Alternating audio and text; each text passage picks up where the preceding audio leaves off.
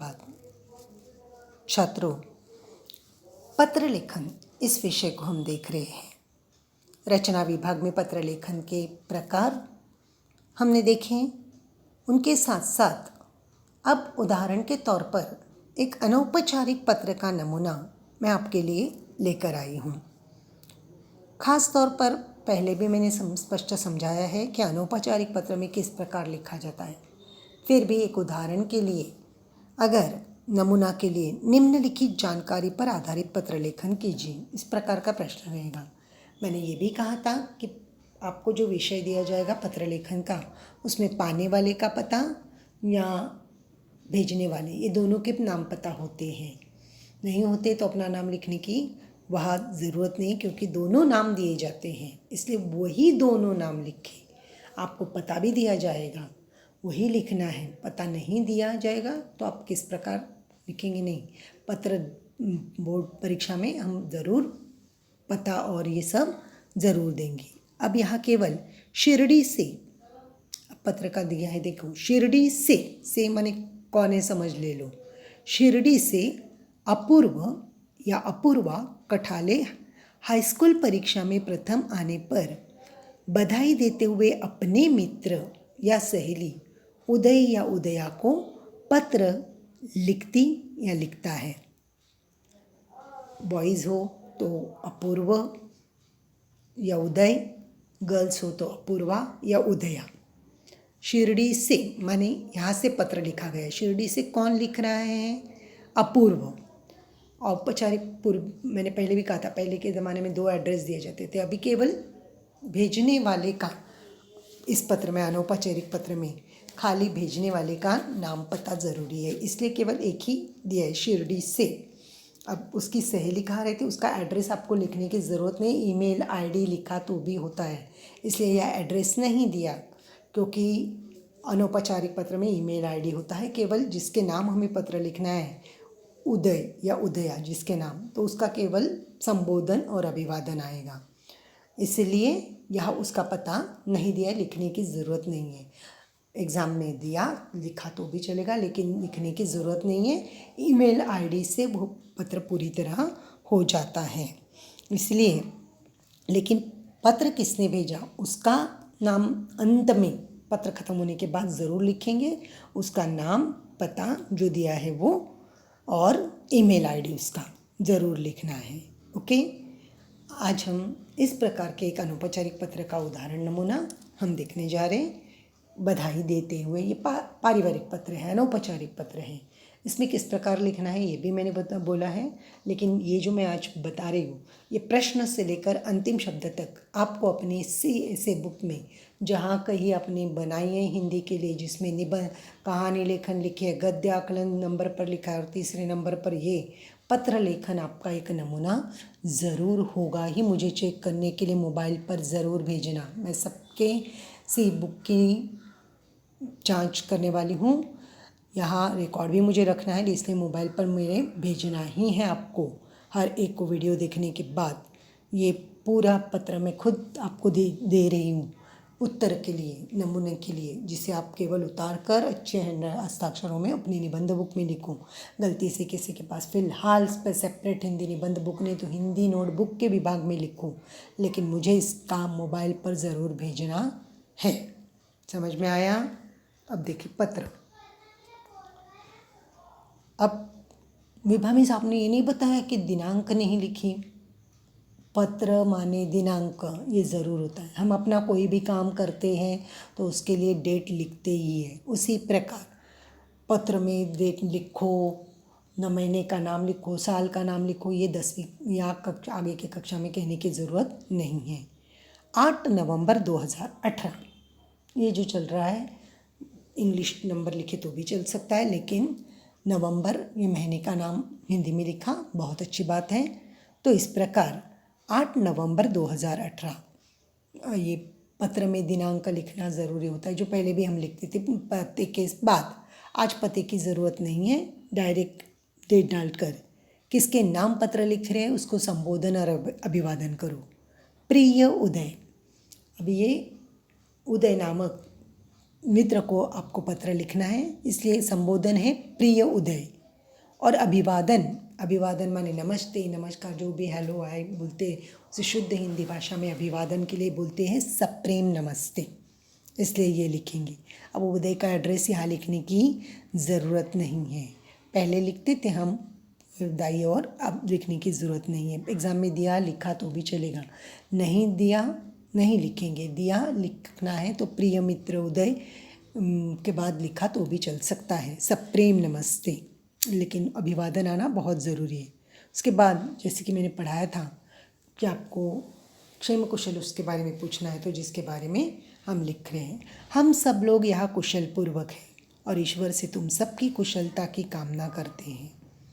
आज ही समाचार पत्र में तुम्हारा परीक्षा परिणाम देखा, जिससे ज्ञात हुआ कि तुमने सभी विषयों में विशेष योग्यता प्राप्त करते हुए कक्षा 10वीं में पूरे प्रांत में प्रथम स्थान प्राप्त किया है। हाई स्कूल की परीक्षा में प्रथम आने पर बधाई दे रहे, हमारा विषय था, तो उस विषय में ये पत्र लिख रहे हैं कि पूरे प्रांत में प्रथम स्थान प्राप्त किया है। मित्र, यह जानकर मुझे असीम आनंद हुआ। देखिए, भाषा थोड़े उच्च स्तर लेवल के लिए, तुम पास हो गए, बहुत अच्छा हुआ, तुम पहला आए, ऐसी छोटी सी भाषा, हम निम्न स्तर की भाषा से बात नहीं करेंगे, बल्कि थोड़ा सा उच्च स्तर आना भाषा में ज़रूरी, जिसके लिए कि तुम्हारा परीक्षा परिणाम देखा, जिससे ज्ञात हुआ, ज्ञात हुआ मैंने मालूम हुआ, मालूम हुआ के लिए इधर हाई और उच्च शब्द ज्ञात हुआ है कि तुमने सभी विषयों में विशेष योग्यता प्राप्त करते हुए 10वीं में पूरे प्रांत में प्रथम स्थान प्राप्त किया। हाई स्कूल की परीक्षा में प्रथम आया है वो, तो तुम हाई स्कूल की परीक्षा में प्रथम, हाई स्कूल की परीक्षा माने 10वीं की परीक्षा होती है, उसमें प्रथम आए हैं, तो बहुत अच्छा लगा, आनंद, मुझे बहुत अच्छा लगा, सिंपल नहीं, मुझे असीम आनंद हुआ। इस प्रकार की तरह परिणामकारक शब्दों का असर आपके पत्र में लिखना बहुत ज़रूरी है। उसके बाद थोड़ा सा अपना मित्र है, उससे बातचीत करते वक्त हम अपनेपन से दिल खुलकर बात लिखेंगे, थोड़ी सी पैराग्राफ की ज़रूरत नहीं है, मार्जिन को लगाकर ही लिखना है, लेकिन नेक्स्ट लाइन पर अपनी इस विशेष उपलब्धि पर मेरी हार्दिक बधाई स्वीकार करो।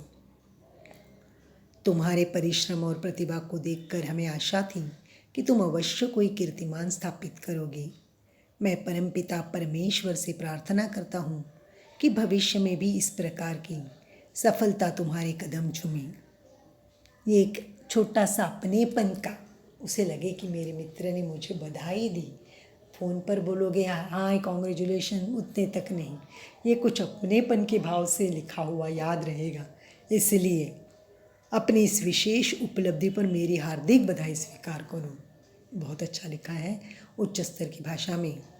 तुम्हारे परिश्रम और प्रतिभा को देखकर आशा थी कि तुम कीर्तिमान स्थापित करोगे, माने ये छात्र तुम्हारा जो मित्र है वो पहले से ही होशियार, प्रतिभा माने बहुत ही होशियार, और परिश्रम माने मेहनत भी की होगी उसने, केवल बैठा रहा होगा नहीं, इसलिए परिश्रम और प्रतिभा को देखकर ज़रूर तुम कोई कीर्तिमान स्थापित करोगे, ऐसा था ही हमारा मित्र।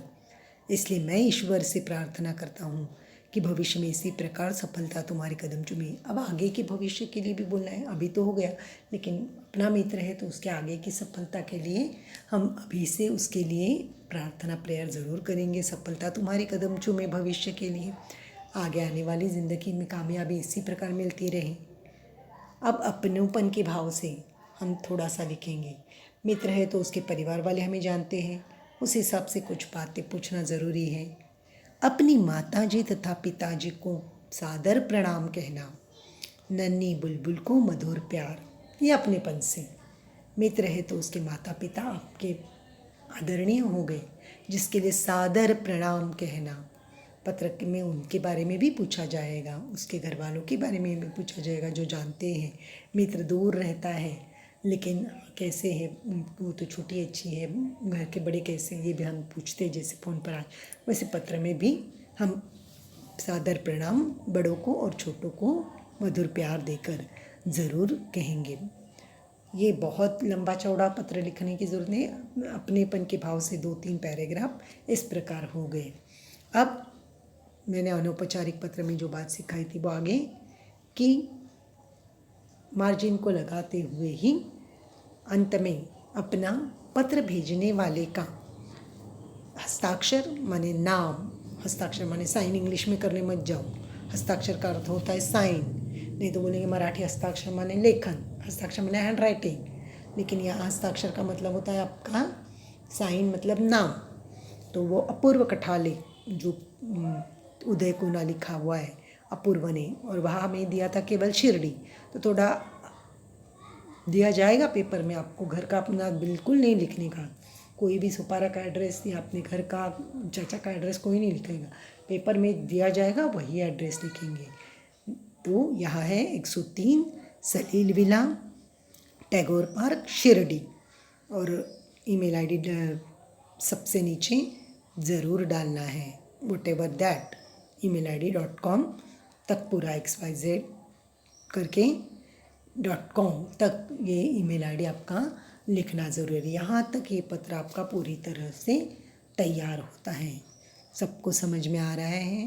पत्र के पहले विभाग, दोनों विभागों को मैंने स्पष्ट किया है। आज पहली बार एक अनौपचारिक पत्र का नमूना लिया है जो नोटबुक में लिखेंगे अच्छे हस्ताक्षरों में। बधाई पत्र समझ में आ गया, और इसे प्रकार के अलग अलग पत्र के नमूने हम आगे भी देखते चले जाएंगे। औपचारिक के भी है देखने हैं, अनौपचारिक के भी आपको खुद को लिखने हैं होमवर्क के तौर पर, लेकिन ये पहला पत्र मुझे सब कुछ लिखकर पूरा भी लिखकर अपने ज़रूर भेजना है, क्योंकि इसकी मैं पूरी जांच करके अपने पास रिकॉर्ड आपके रहने वाले हैं। इसलिए केवल देखा वीडियो छोड़ दिया नहीं, लिखना बहुत ज़रूरी है। सबके समझ में आ गया है? अंतर email.com तक ज़रूर लिखना है। धन्यवाद।